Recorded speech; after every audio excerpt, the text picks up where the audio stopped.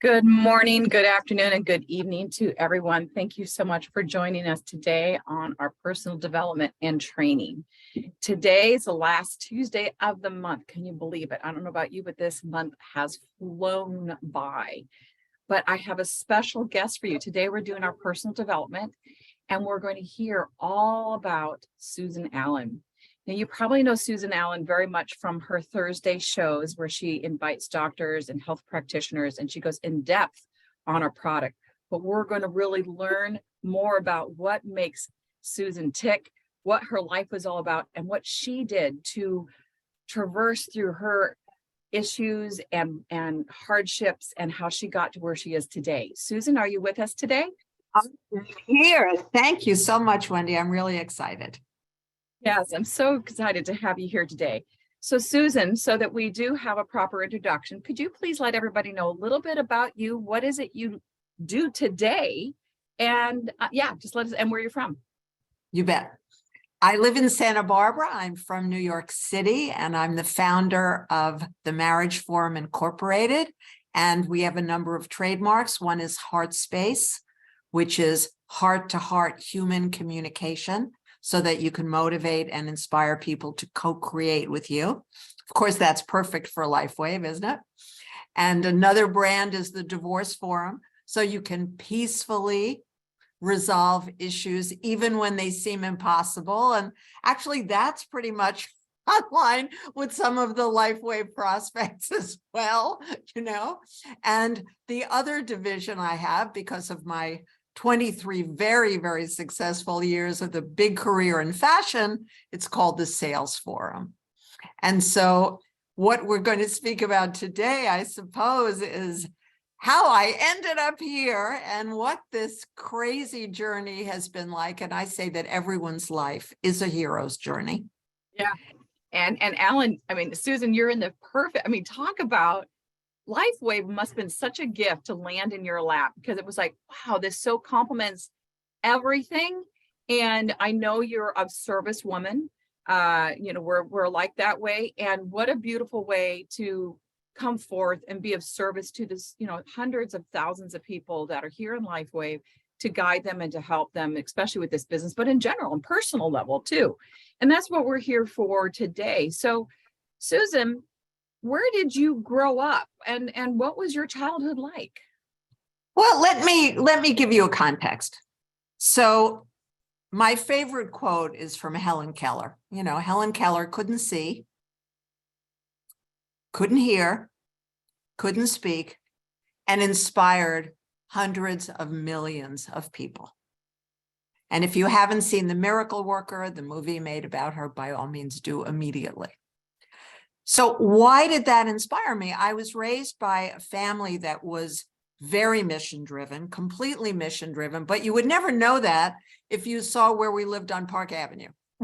It's very glamorous, except that the mission within our family was to contribute, to be the best you can possibly be, to inspire yourself and others, and it was all about personal transformation. Each of my parents had major health issues. I had horrible allergies and asthma till I was in my 50s. And so Lifewave didn't land in my lap. I prayed and visualized as part of the goal-reaching skills that I teach, that you have to be committed to what it is you're committed to. And then you have to determine that you're not going to quit no matter what. And then out of that commitment and that determination, remarkable things happen, Wendy, as you know. Yeah. So sounds like, though, that, okay, I'm just going to go on a limb and correct me. So your parents, talk about what an awe. To be already in the heart, to be of service, that is so, wow. I wish I was in that household, honestly. But I imagine, was there times where it just kind of felt like there was a lot of pressure put on you of expectation, or no? No, I was born after my mother had 15 miscarriages. So I was born with an understanding that I had a purpose. And at 5, I had an awakened moment when I sensed that my purpose was communication. And I've had 2 visits from Jesus. I had an angel singing in my ear in Sanskrit. I've had 2 near-death experiences. Now, I'm not saying anybody should like say they want this life. It's not easy. It's been extremely unexpectedly challenging. Yeah.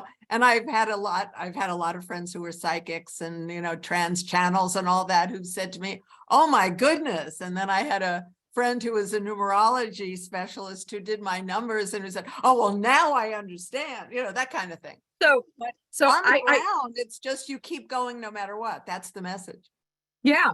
I mean, but I've spoken to, and myself have similar, scenarios that you've just shared, but I've spoken to many people that are, in the healing industry and are very gifted from spirit, coming here for a purpose, and to hear from other people, hey, you're special. Hey, you're special. I mean, of course, we don't pull it into our ego, but where was that moment where you finally had, I really have to embrace this, because that's a big part of growth. And that's a big part of being here it's really funny, because this has been I talk about setup, spirit set this up for me, for you, Susan, because the last 2 days it was, you need to realize and accept and welcome and allow who you really are, because that lack of knowing is your weakness.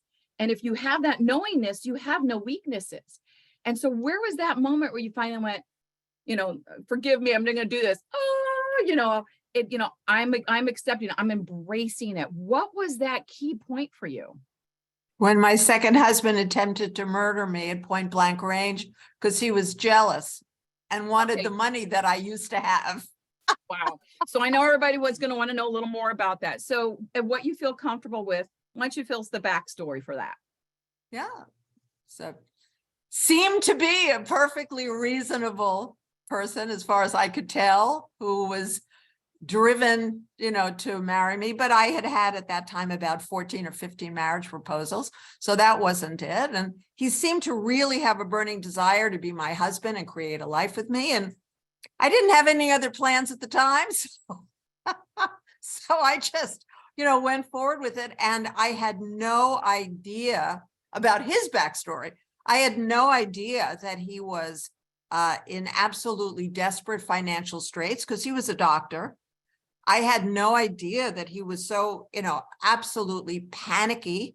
And I also had no idea that later on in the marriage, the 4th, 5th year, that a medical doctor would prescribe testosterone and human growth hormone for him, because my husband wasn't feeling energy, or he wasn't feeling whatever it was.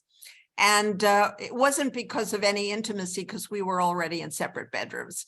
So it wasn't, I didn't drive him to that. But he became allergic to the steroid effect. These are very dangerous in combination, as it turns out. And he literally went nuts and bought a shotgun. And that was almost the end of that. I had already had a near-death experience in India and gone to just the beginning of the light in the tunnel, and that was 1975. I was in the light in the tunnel. And so I thought, okay, well, now I've seen death is not terrible, and Jesus was surrounding me, and this is beautiful, and I don't actually want to come back, was my thought in the 70s. But somehow when somebody is standing in front of you and has an insane look on his face, suddenly I made a different choice, which is that, no, this is not my time to go. And so I used all of the communication skills that I had. This is before I did this as my career. I was still a fashion person, fashion designer, and it worked. And I went into hiding with my beautiful standard poodle for many years and literally disappeared, created my own witness protection program, and started to offer these skills to other people. That's how it all began for me. And the good news is I found my mission. My mission was always to inspire people and help people and all the rest of it. I never expected that my mission would be something that was, so grim. Right. To help people survive, help people to thrive, help people to avoid disasters, and then the good news. double and triple your income by making certain changes in your mind and your behavior and your Right. communication. You know, Because that's the all fun where part. it stems, right? It's all where it That's- stems, everything. Exactly. So So that's fun. unfortunately, I do know, I shouldn't say I do know. Unfortunately, I'm going to assume, I mean, we have a huge community here. And to say that no one in this community is receiving verbal, mental, or emotional or physical abuse, Yes, that is exactly. not true. We know that's happening currently. So how, I mean, I know you know what I'm looking for, but even though I you had, offer a free 1-hour telephone consultation that's private to anyone and everyone who asks for it. I've given more than 10,000 so far since 1999, and I am thrilled and honored if somebody has a question to please either email me, Susan@susanallan.org, and that's ALLAN, I or put that in text the me. chat, love. Thank you, honey. Appreciate it. Or text Susan? me at 818-314-1200. Now, Well, you're going way I've- too fast for me, love. Okay, so Sorry. the email is Susan@Susan Allan, ALLAN. SUSANALAN Org. .org. Okay, And so there's that.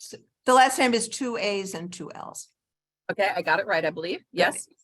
then And the your- phone number is 818-314-1200. Okay, so thank you so much, because what a gift, guys. What a gift that Susan is available to help you if you find yourself in this position. But what did you do? Because I know I've been through abuse. I have been through near-death experience too. But there is a point where you're there and you got to pull yourself up by the bootstraps. What did you move through? What did you traverse through that you found that really helped you here? Just a few notes that you can give a key points for others. My favorite quote about this that I learned in 1980 is from W.H. Murray, the Scottish Himalayan expedition. Until one is committed, there is hesitancy, the chance to draw back, always ineffectiveness. Concerning all acts of initiative and creation, there is one elementary truth, the ignorance of which kills countless ideas and splendid plans. That the moment one definitely commits oneself, then providence moves too. All sorts of things occur to help one that would never otherwise have occurred. A whole stream of events issues from the decision, raising in one's favor all manner of unforeseen incidents and meetings and material assistance, which no man could have dreamt would have come his way. Whatever you can do or dream you can, begin it. Boldness has genius, power, and magic in it. Now, what I teach is intention and commitment and a program called goal reaching. What I teach is manifesting rapidly as part of evolution revolution, which is another of my trademarks. What I teach is that you have to be able to get into the Zen zone first before you can either, even be rational enough and grounded enough to think of what your goal might be. However, when you have a goal, it is not to then say, I'm jumping in the car and driving to some fascinating place, and I think I can make it when I get there. No. This is the Himalayan expedition going up Everest. They spent a long, long time training. So you want to remember that. They spend time training, they spend time raising money, they spend time gathering equipment, they spend time practicing, they spend time putting their team of Sherpas together, you name it. So that's how I live my life. And that's how I encourage you to as well, in whatever your dream might be. That's beautiful. I love your quote. If you don't mind, send that to me Yeah, so you I bet. can share that with everybody, because that You was bet. a beautiful quote. And it's something that definitely you need to reread and reponder and let it go a little deeper and go a little deeper, right? Because there's so many different layers to that beautiful quote. So you applied these things, basically. You just kind of sat, you did some introspection, some reflection, obviously. And I know you've already had a really good support since you've been a child. And thank you for sharing. And thank you for sharing. You're looking at my great support. It's me. I am my great support. So are you, or your great support. And of course, your spirit guides, if you that's what I mean, your great support, God, whatever. Yes, that's what I mean by your great support, your divine connection. Divine support. Exactly. Absolutely. And so thank you so much for sharing a little bit there to kind of get a little edge for everybody. So let's go back, and what would you say, because I know, oh my gosh, I mean, you and I've only had this type of conversation, compared to what we would love to sit down and have. But what would you say, because you've had so many different experiences that are just, right, mind-blowing. But what would you say has been your greatest challenge in your life, and why? Well, I couldn't breathe properly until I was 56. Okay. So if you talk about commitment, it required a commitment for me to get out of bed and function. And I only knew at 56 when a remarkable energy worker, Howard Wills, opened my lungs from across the room. I only knew the difference between, so that's what breathing is supposed to be like. Wow, okay. And it was only after I had the deviated septum that really was there. It wasn't just a nose job. I really couldn't breathe. And I had that removed when I was in my 30s. Oh my goodness. So that's what breathing is like. So the physical reality of feeling as if you've got weights attached to your arms and your legs, that's nothing to laugh about. It's kind of like you don't know really what you lost until you gained it back, and you gained life back. Precisely. Life. Yeah, precisely. And the difference that Lifewave patches have made for my health are astounding, because I personally have put together a page and a half of symptoms I no longer have, the patches I used, and the localized application of those patches. A page and a half. You've been busy, girl. Yeah, and I was considering, I was fairly healthy 2.5 years ago when I started this, but obviously it's nothing compared to the way I feel now. The life forces, isn't it just such an amazing blessing? Amazing blessing. So God bless David Schmidt. Exactly. So a couple of things that taking away here with your story, Susan, is, I mean, I know you've kind of already had that guidance, and some people, and I want to touch this point, but come back to it. And some people don't know what they're supposed to do here yet. I mean, I know some 80-year-olds like, just chop wood, carry water, as they say. And I just don't know what I'm here to do, right? And so I'm going to come back to that one a little bit later. But nevertheless, I want to say the perseverance. You just kept persevering into, I just got to keep looking. I never giving up. I just got to keep looking. I'm not going to give up on me. I'm hearing that, that's the first thing that I do when I work with young people, because I work with people from, the youngest was 4 years old who was suicidal and a bully as a result of all that. We turned all that around, and the oldest was in her mid-80s. The primary attribute each of us needs in order to be willing and able to learn is a certain level of self-respect. I have to believe that there's some purpose or value that I can bring, whatever it might be, in order for me to bother to be committed to doing that, And I think that's true for all of us. And in the early years, if I didn't know what I wanted to promote, then I promoted EST. I promoted the Landmark Forum. I promoted my various gurus. I promoted all the different experts, which I still do promote in the way that I promote Lifewave. So there are always going to be things that are of value to me or were of value to me at the time. And so life is sales. Anyone who doesn't know how to sell, the basics of sales, which I teach, of course, and a lot of other people teach it, you've got to learn that. Because Right. But if you're going to promote yourself, forgetting about Lifewave and anything else, if you're going to promote yourself, you have to know how to promote yourself. That's the basic. And generally, and because I know a lot of people, I know some people that say sales, like that's like a negative, right? Connotation. It's a block. It's a program. And so guys, remove the word sales and put in there share. You're just sharing from the heart. And if you don't know, then and that's all I'm going to say, because actually, if you're interested in what Susan has to say, you're going to just connect with her. But you're just sharing from the heart. That's all you're doing. It's all sales is. You're just sharing. Well, it's a little more tricky than that. Well, yeah, it's if you want to make a successful close, you know, if you want to actually I share and I make a successful close, and I knew it's two different ways coming the same outcome.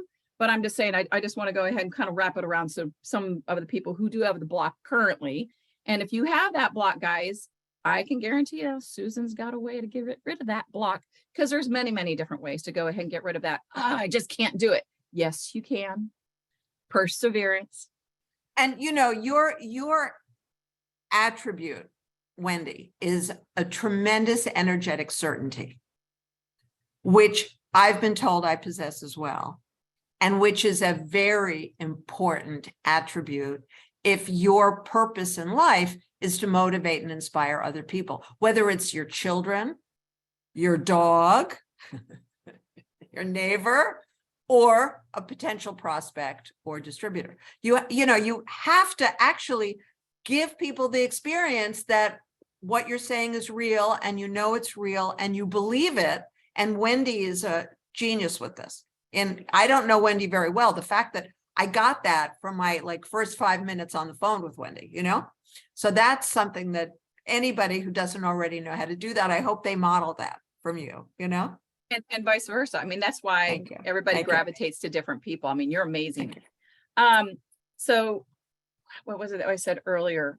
Finding one's purpose. Do you have a comment on that one, Susan? I do. I teach people. I show them, actually. So there are 4 human thinking styles, because there are actually 4 behaviors in the human brain. And so if people tell me that they don't know what they want to do with their life, which we've all been there, it's what you don't want to do that becomes even more clear. So some people know that they want to be doctors, attorneys, CPAs. You know, you couldn't pay me enough and I wouldn't be good at it anyway. Then there are people who love doing admin, which is the second quadrant. They love doing all that stuff. They love taking notes. They love transcribing notes. And they want to do it all the time. Now, that's one of the things I enjoy doing, but you know, in a limited way. It's always clear to me I didn't want to spend all my time, and I've never balanced a checkbook in my life, which requires all that kind of admin thing, right? Yeah, exactly. Then now we're talking about the right brain, where a lot of us in Lifewave and direct marketing live. So the third quadrant is connecting with people, romance, love, passion, think Judy Garland, all of that, you know, up and down the emotional roller coaster, try to stay up and not down. But that's another one of the 4 human thinking styles. And Marcy, who has created this incredible tribe around her, is a wonderful example of that interpersonal, intrapersonal way of being. And the 4th, which is another one that's very big for me, is the visionary, creative, longtime meditator, mediator, all of that. That's the visionary, a world that works for everyone with nobody left out. That's the 4th quadrant. So you can either identify which of those 4 is most like you and email me or text me your email address and I'll send you the map. I'll send you some information about it. And then you know that there are not 12 million careers in each of those 4 quadrants. I mean, if you're the quadrant of people and communication and all that, you could be great in sales, you could be a great performer, you could be great at both, but you're not going to have 4 million choices. It's not that complicated. And if you don't have a great voice, or you can't dance, and you can't do any of those things, it's not going to be performing. It might be teaching, it might be sales. Done. It's very simple and straightforward. Just as if you are a visionary person, it's pretty straightforward, the different things you can do. We're not all going to be gurus, but I went and I studied in India 57 times. So, it's like, clearly that was a part of my brain that was very activated. So I guide people. It's very simple. The idea that any of us doesn't know what he or she is here for is actually a misnomer. You may not know how to create a lucrative career out of it, which I can teach you, but knowing what that career would be is not complicated. And then what I love is, people just enjoy a little guidance so we don't go, walking into a wall. But once you get that guidance and you see pretty much where that road is, and you see how to stay in the middle of the road and, not fall off, then, people have a pretty good idea, Wendy. Yeah. I'm just going to put it out there and feel free to say no, but this looks like that topic right there, and your knowledge as far as those 4 different, categories. Would you say that would be a good time, maybe next month, do a training on it for people so that way you can kind of get a lot of people in one area? Would that be something you'd be interested in? I'd be ecstatic. And I can Great. basically say anything you think they would benefit from and enjoy, I would be ecstatic to offer it, because Awesome. that is the purpose of my life. That's my mission. And particularly at this age, at this point, I'm here to make sure that everything I've learned is shared with whoever wants to hear it while I'm still here. So yes, yes, and yes. Yay! Hear that, guys? So stay tuned. We'll figure out a time sometime in the near future that Susan will have that training for all of us. Okay, so moving back to you, was there a point? I don't know. I want to ask this question, but spirits pull me a different question. But I'm going to ask it the same thing. But I have a funny feeling that they might coincide. Was there a time in your life that you really felt afraid? So fear means obviously you're not acknowledging your power. You're out of your power. You're giving something else your power, and you're very much afraid. But something tells me India is in there too. So however you want to weave that. Well, I was born afraid. Okay.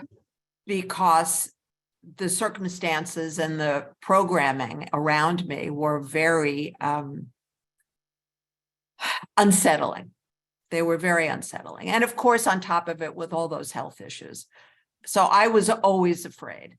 And I was always saying to myself, I am committed to learning how to stop being afraid.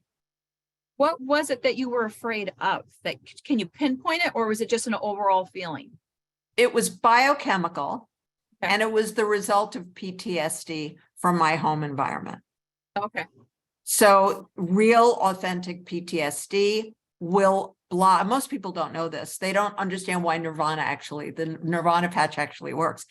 It's all about the reality that when you have PTSD, your body uses up the adrenal cortisol that your body is producing. You don't have enough of it, but people know that. But what they don't know is when your adrenal cortisol is used up that day or that hour, your body ceases producing endorphins, serotonin, and dopamine, which are the natural opiates that make you feel happy. So I talk to clients about situational anxiety or situational depression or situational anger or biochemical fear, anger, or sadness.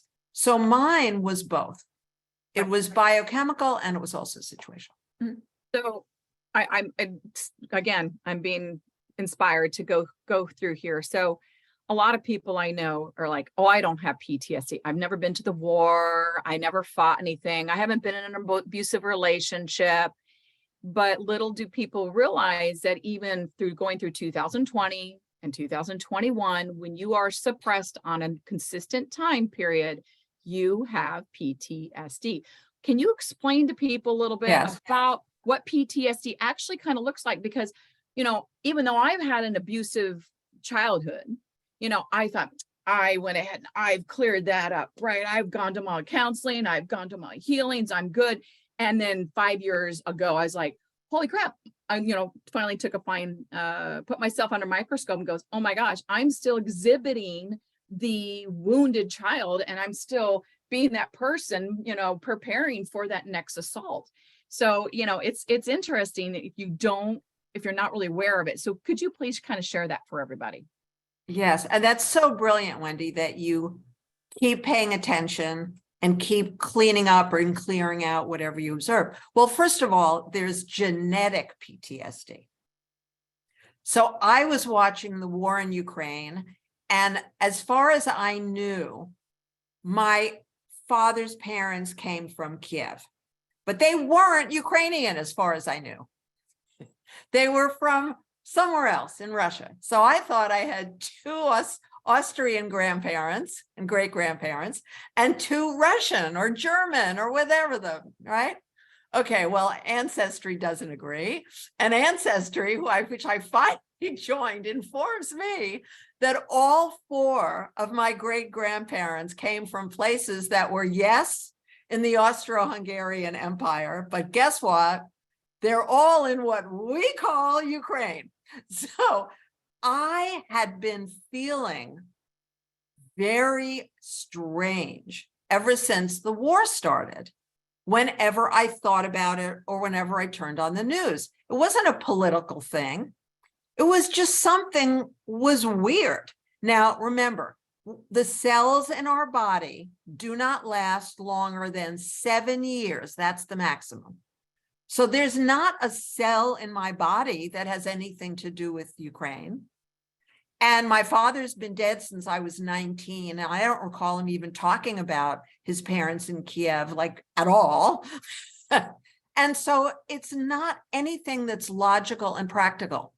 There's an energetic, genetic continuity that I experienced. And so just like Wendy, as soon as I got that message, then I had to do that inner work. I had to look at those stories. I teach a system that really allows us powerfully and quickly to look at the stories we tell ourselves about life and turn them around based on the fact that we either have evidence that they're true, or guess what? 99% of the time, we don't have any evidence that they're true. And even if we do, there's actually a more true, more peaceful, and more powerful story that we can tell. And again, if you want to have a free 1-hour consultation with me, private, over the phone, I'll teach it to you, I'll show you, and you can use this for the rest of your life. And here's the miracle of that gift. That's how I stopped being afraid, ever. Because after you've used this tool for a while, and you turn around the story and you turn around the story and you turn around the story, and that's not true and that's not true. One day you wake up, like 3 weeks of doing that, you say, you know what? All these stories are just nonsense. Mm-hmm. I'm not making these stories up anymore. If one shows up in my head, quickly get rid of it. And that's how I got rid of fear.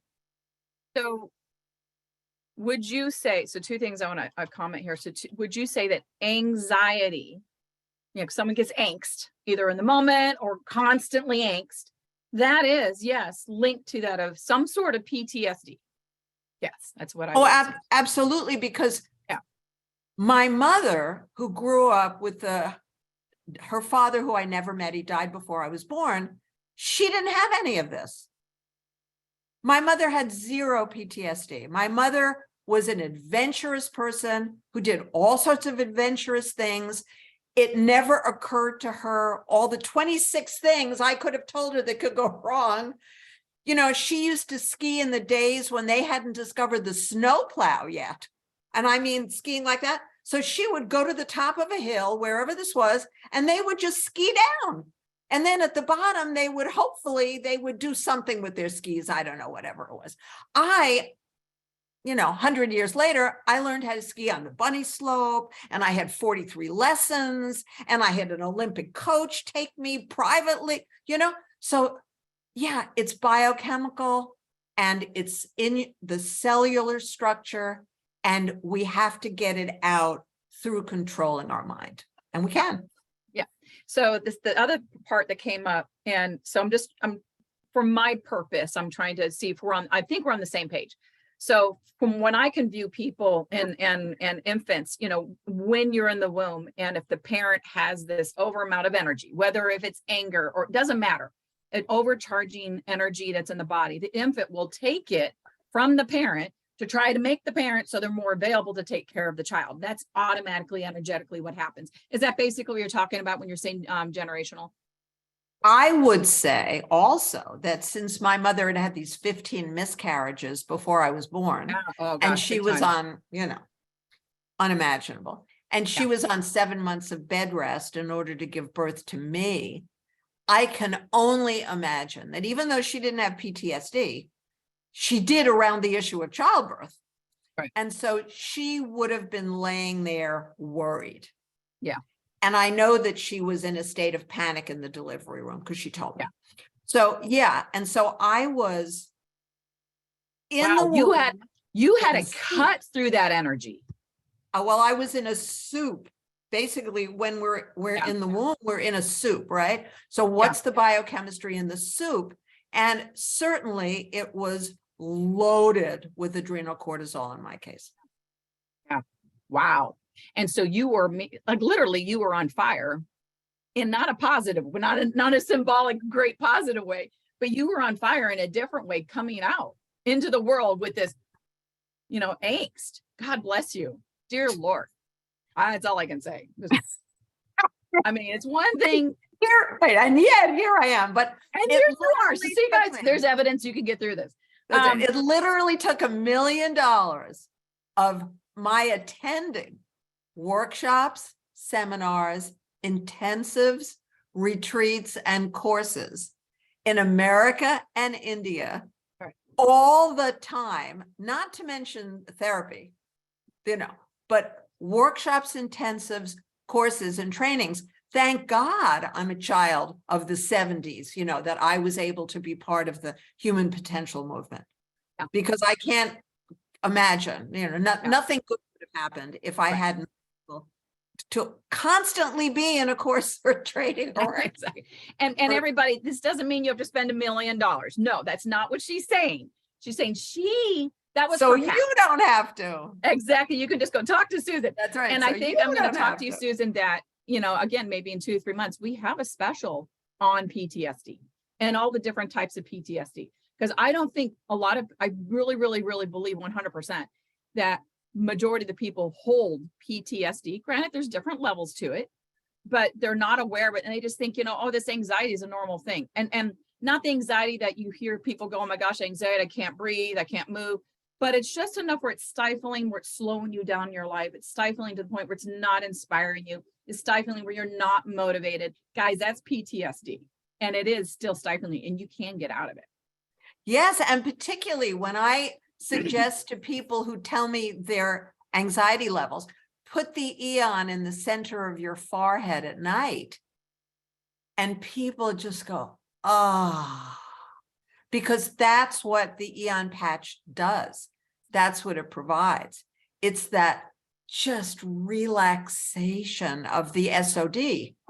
It's wonderful. And so we have so many different, patches that do so many different things, but that low level of anxiety. And then for people who literally have the adrenal exhaustion, to put the X39 over the kidneys, one on each side, or switch them off one day, the other day, that makes a huge difference in healing. I'm a huge fan of localized patching. I have the 12 pain relief protocols with Lifewave patches that I email people every day. I get emails asking me to send it. So if you want it, let me know.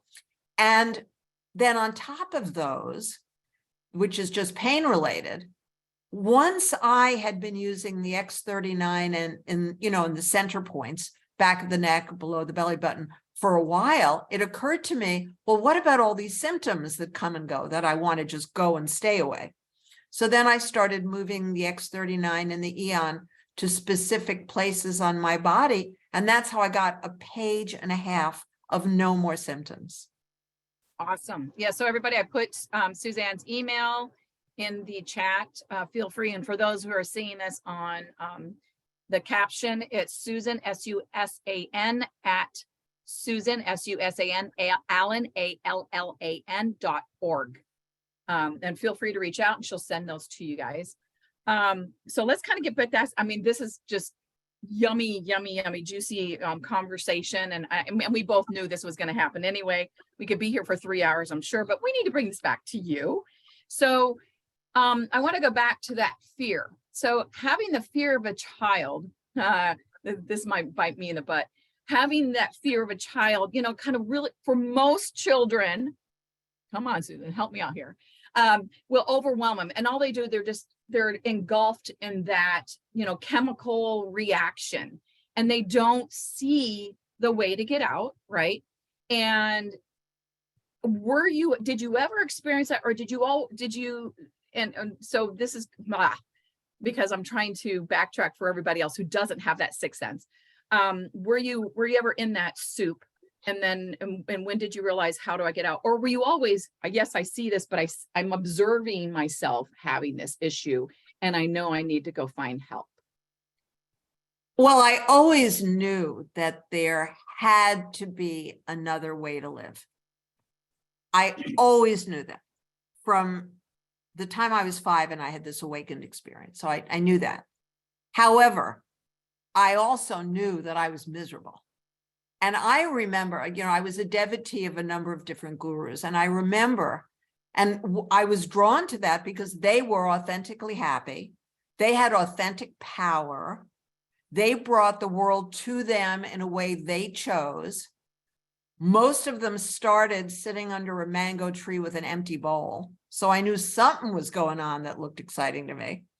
And so I remember at different city yoga events, and I lived in New York City, and there was an ashram north of New York City. So I would spend a lot of time there, not because I wanted to be there. There were people who were there because they loved it. I wasn't. I was there because there was a method in my madness, so to speak. And I would look in the mirror at every break to see if I now looked less miserable. Because I could see how unhappy I was. Yeah. I could see the tension in my face. I didn't look the way I do now. I look, you know, this is like the after picture. That was the before picture. I used to say to people, I looked in the mirror and what I saw was a picture of that poor soul, Anne Frank, who was locked up in that, you know, that house in Amsterdam, you know, and then died. So, you know, died in a death camp. So that's what I saw. And it's quite remarkable that I kept going, I kept learning, I kept dropping all this other stuff, and boom, finally, there was joy, there was peace, and it's authentic, and it stays. Right. And I imagine, truthfully, what it really comes down to is just you creating your focus, because you had the focus. I know there's something out there. I know there's something better for me. I know I can get better. I'm worth it. I'm going to just keep plugging in. So your focus, which created that momentum, your eternal self listening, God, whatever you want to call it, listening and going, okay, let's bring this through. And then therefore you had it, because it all comes down to your focus, creating that momentum. And you have to be disciplined. And, you know, to me, whether it's someone who has a divine experience or someone who. Sorry, hang on a minute, love. I accidentally muted you when I was trying to mute somebody else. Thank you. So some people accomplish this because they're disciplined in a practical, rational way, like athletes. Some athletes just get up in the morning. I work with a group of ice skaters now, which is really thrilling, through a dear friend of mine who designs a very prominent line of clothes for ice skaters. And it's a very tough slog. Serious ice skaters who are going for championships and Olympic medals, getting up in the dark, going to a freezing ice skating rink. The coach is standing there, doesn't even get to move around, doesn't even get to skate around much, right? The coach is standing there hour after hour in a freezing rink. This is a commitment that is a physical commitment I could not make. I was a dancer, but I could never have had a lifelong career as a dancer. But they don't do it in that same, this is my divine mission, most of them. Maybe Baryshnikov does, maybe Nureyev did, but most of them, it's the love of the dance, and they have to physically force themselves.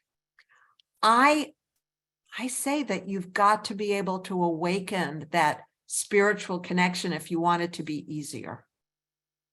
You really do. And obviously, Wendy, you've been doing that for a long time too. Oh yeah, I've been like yourself from the get-go. Coming back to one more question, which is, what would you, because this is what I ask everybody, what would you feel is your strengths? And therefore, what is your weaknesses? And how do you work with your weaknesses? Well, I would just say, if I had the physical stamina that could pull a plow, if I had the physical stamina of a farmer or a farmer's wife, I would make different choices.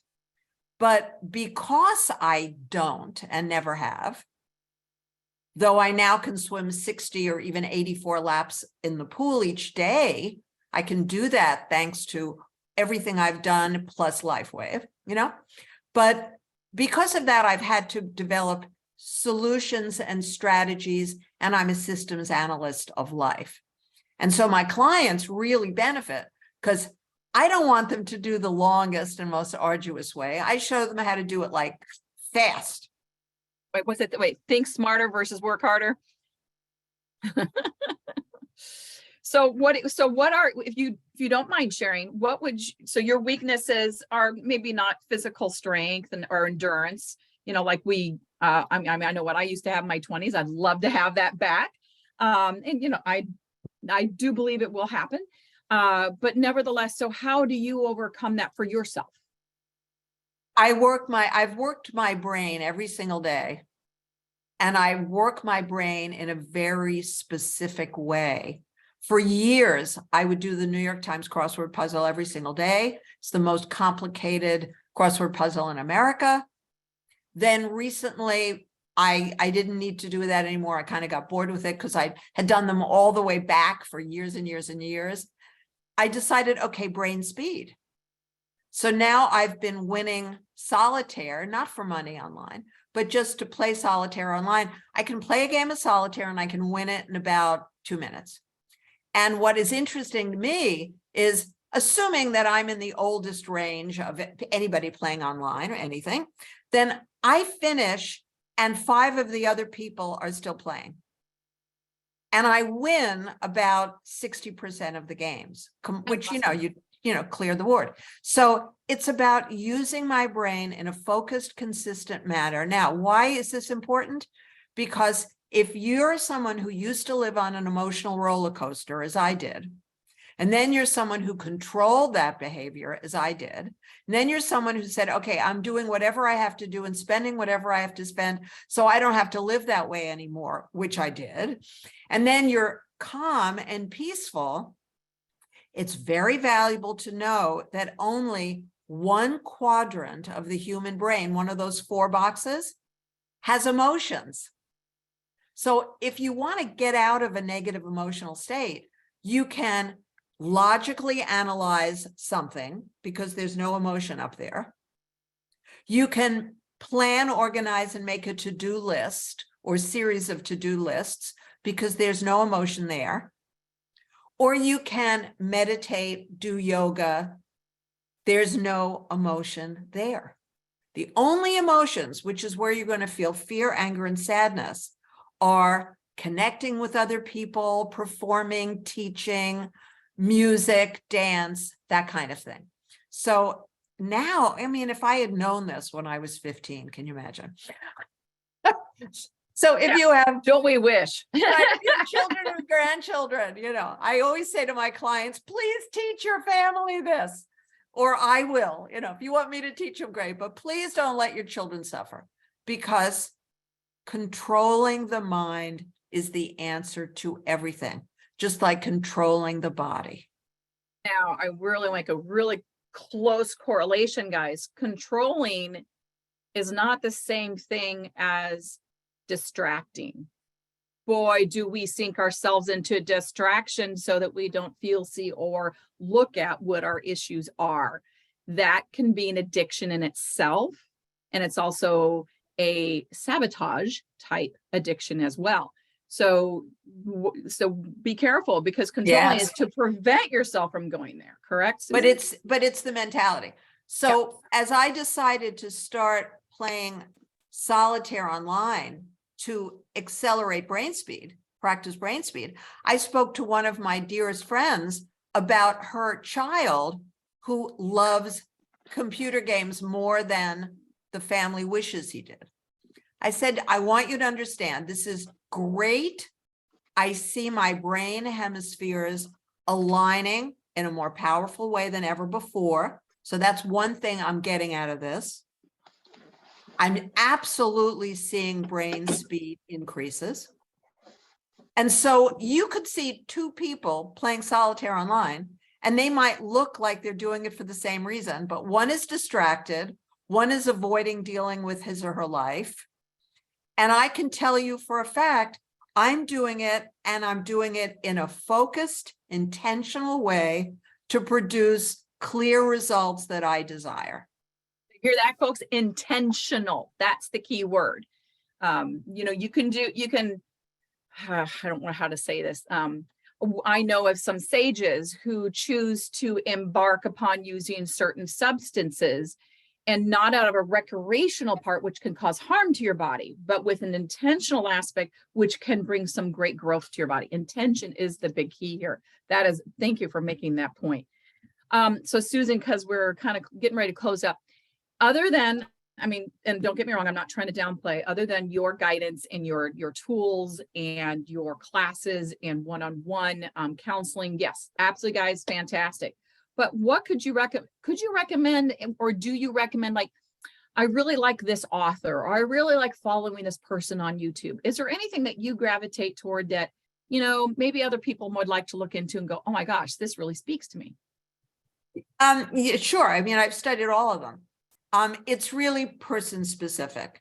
So I think that it's very important to get that it's person specific. So there are a lot of extraordinary people that I know and work with, and the most extraordinary is Howard Wills.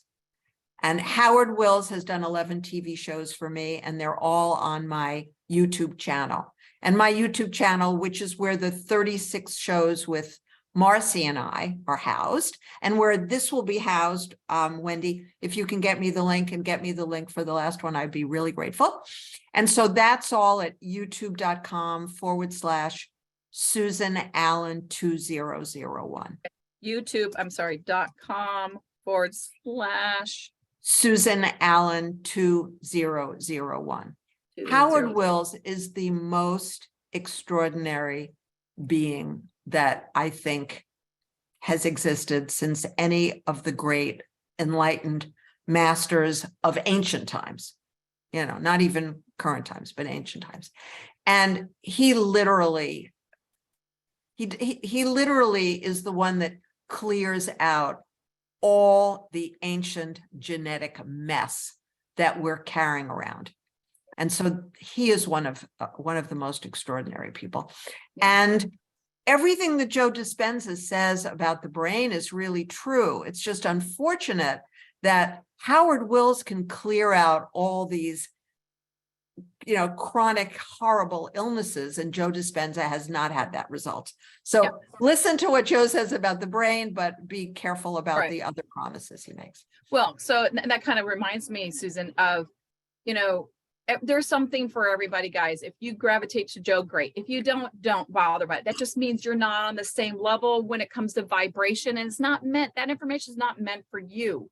A while ago, Susan was talking about emotions, and there is also, so the emotional body So I know this might be a little bit woo-woo for some of you guys, but it is factual, it's been proven, guys.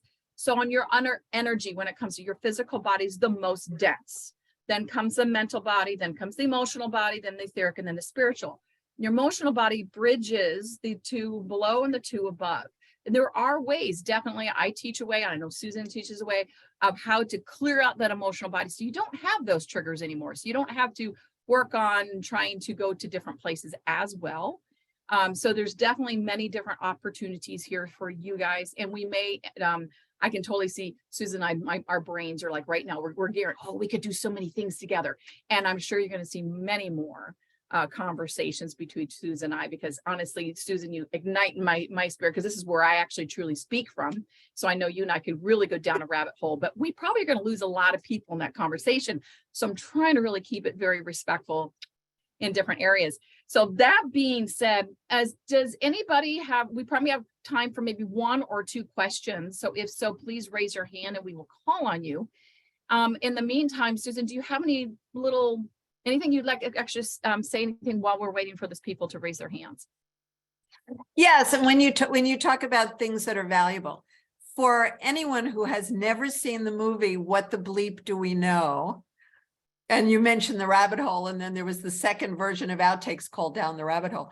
You really want to watch that because it is the most easily digestible, in my opinion, way to understand the difference between these different realities.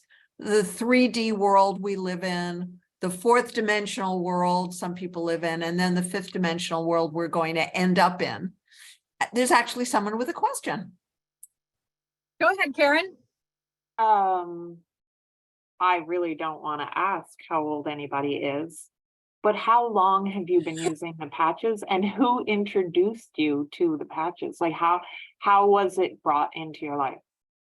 I'm 73, and I appreciate the way you phrased the question. That's very sweet.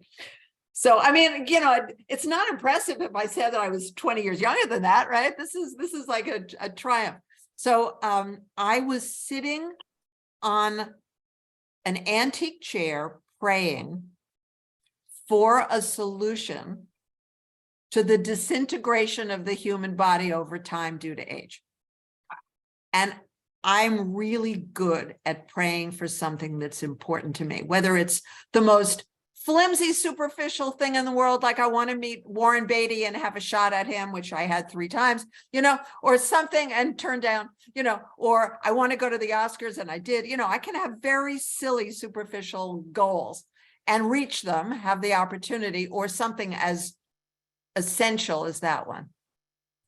And my good friend, Carol Lazar, called me and she said, I found something and I want to come over and I want to tell you about it.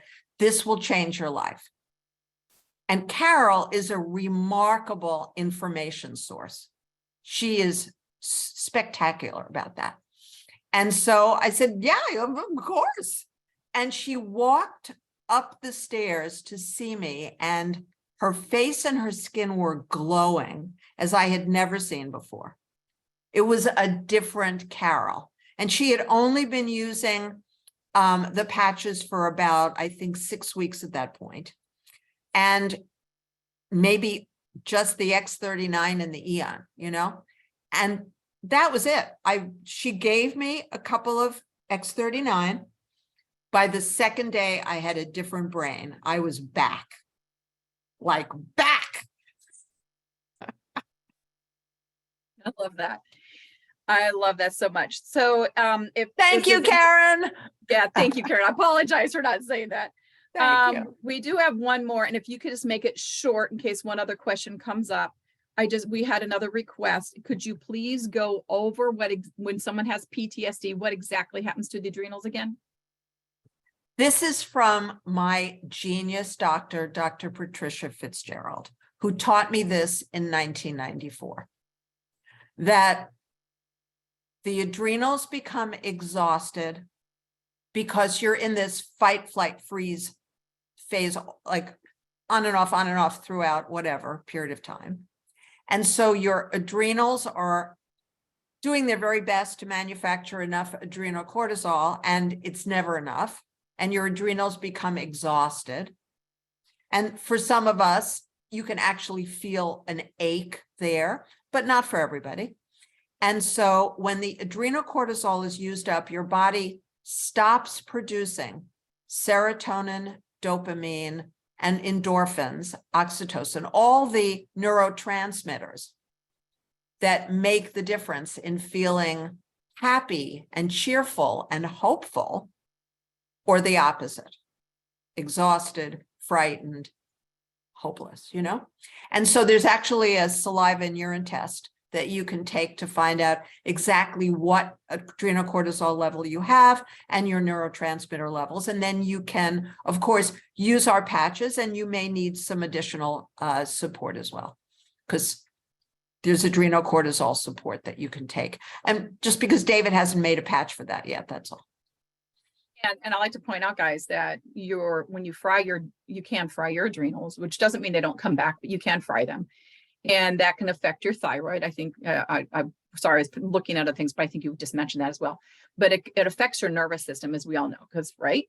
So you can have pain that doesn't seem to go away because your adrenals are not working so good. And that's why the Nirvana system is so good, because stops that looping of the pain.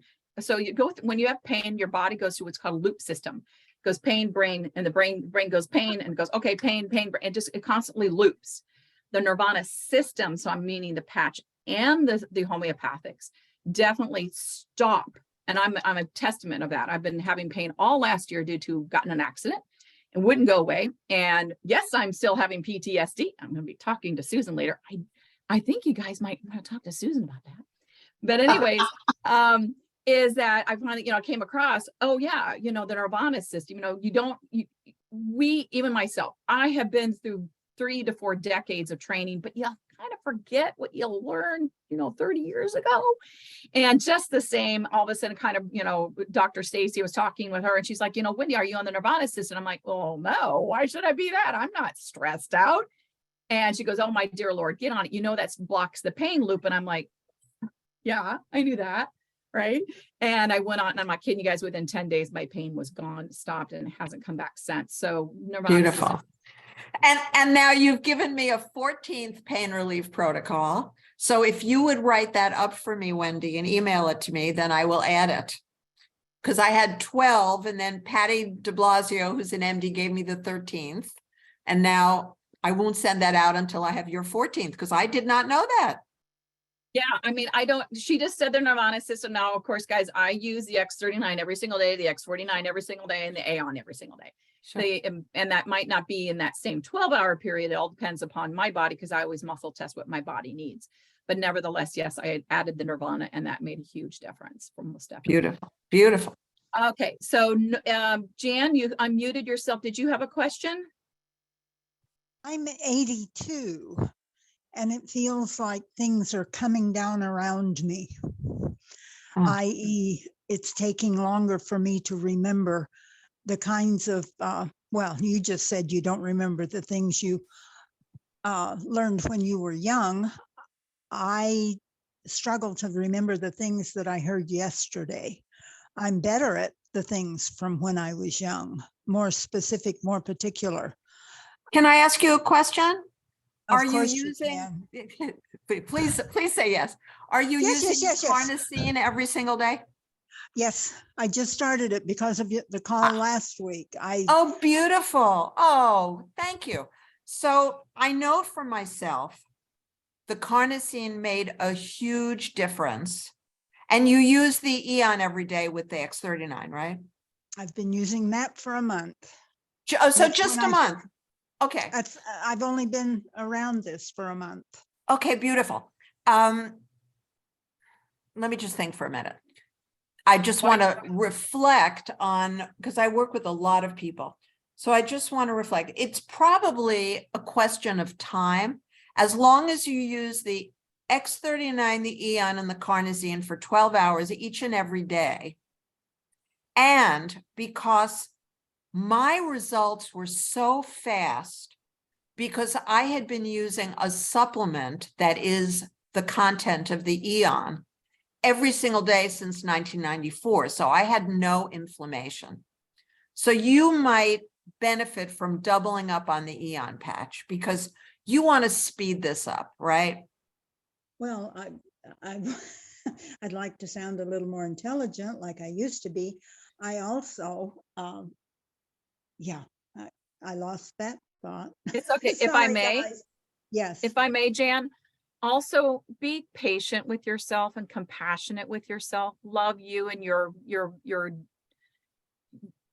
path and what you're doing with these patches. It's going to take time. Just breathe, love yourself for where you're at. Don't condemn yourself or just, have those negative thoughts. Always give yourself some loving, wonderful, great gratitude thoughts for yourself.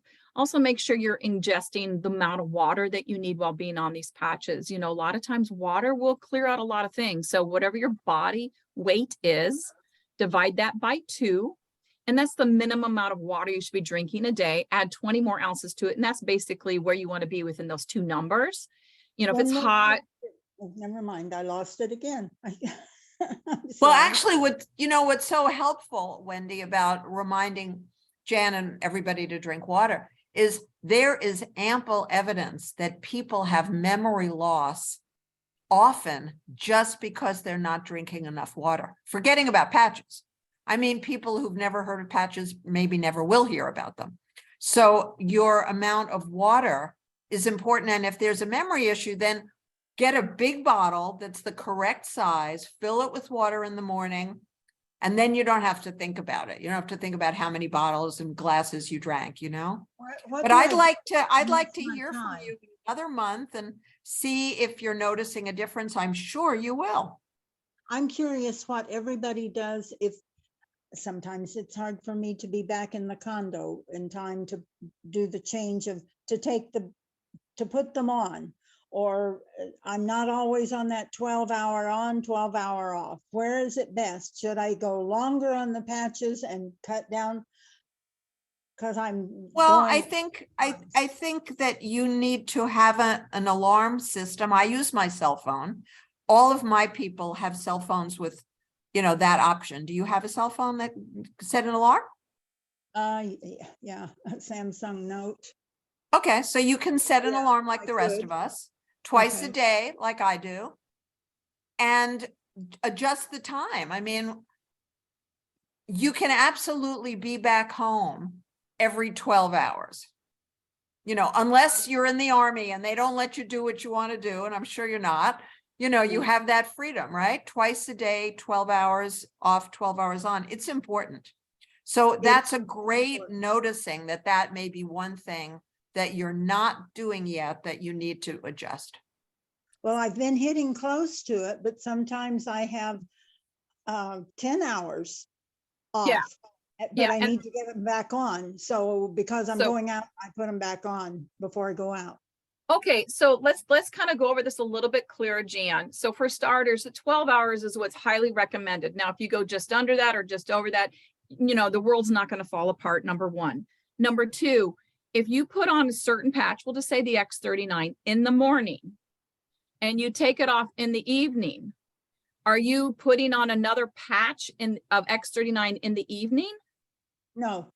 Okay, good. So I want to make sure that was clear, that you're only doing 12 hours within that 24-hour period of that particular patch, correct? Absolutely. And then I see people wearing several Eon patches or to accelerate healing. And that causes me to question, ought I to be doing that kind of overpatching is what I would think of it as today with my mindset. To be one patch from one origin, carnosine, Eon, X39, X49, SR6. That's another one I'm wearing also.